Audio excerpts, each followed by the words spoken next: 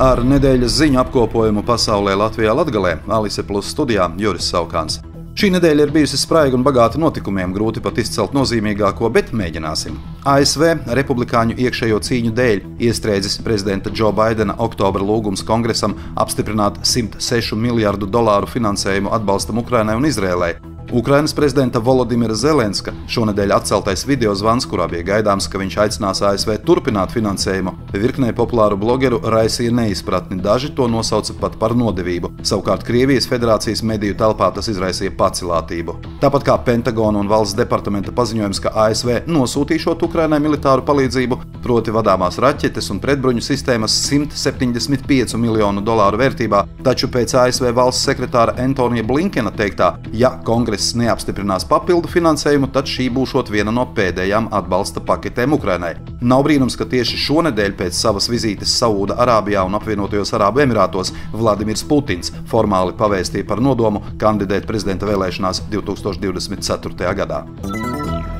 Nigērijas armija šonedēļ ar lidrobotu netīšām nogalināja vismaz 85 civiliedzīvotājus, no kuriem daudz ir sievietes un bērni. Tudunbiri ciemata iedzīvotāji tobrīd svinēja musulmaņu svētkus, 66 cilvēki hospitalizēti.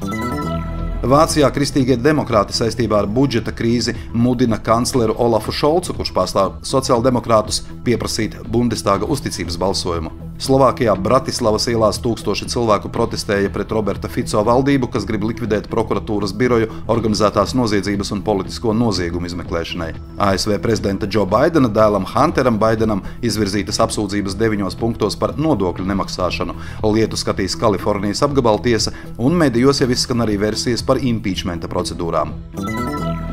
Latvijas Republikas 14. Saeima šonedēļ skata un pieņem budžetu. Saeima atbalstījusi parlamenta priekšsēdētājas Daigas Mieriņas priekšlikumu par €150,000, jeb procentuālā izteiksmē mazāk nekā par 0,5% samazināt Saeimas izdevumus nākamajā gadā.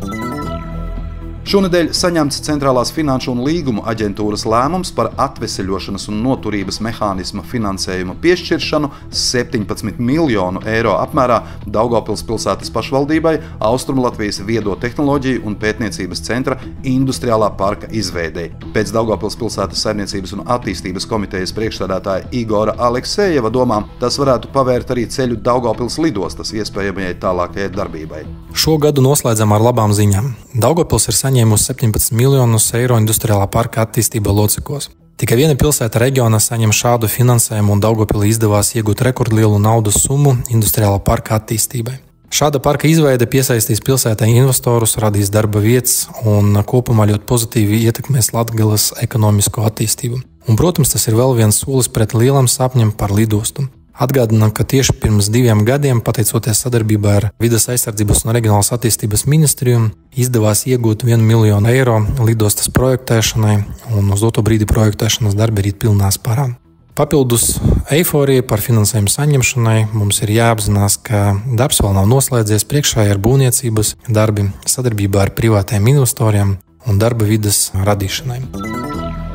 Diemžēl no nākamā gada 1. janvāra Daugavpilī pašvaldība varēs atļauties tikai piemaksu par ēdināšanu skolēniem no 5. līdz 12. klasē, un tā būs €1,55 dienā apmērā. Savukārt skolēnu vecāku līdzmaksājums katrā skolā būs atkarīgs no iepirkuma rezultātā noteiktajām pusdienu cenām. Iepriekš Daugavpils pašvaldība finansēja skolēnu ēdināšanu no 1.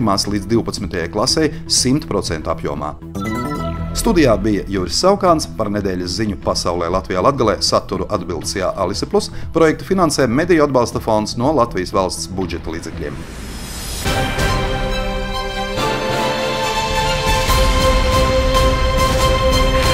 Alise Plus Radio.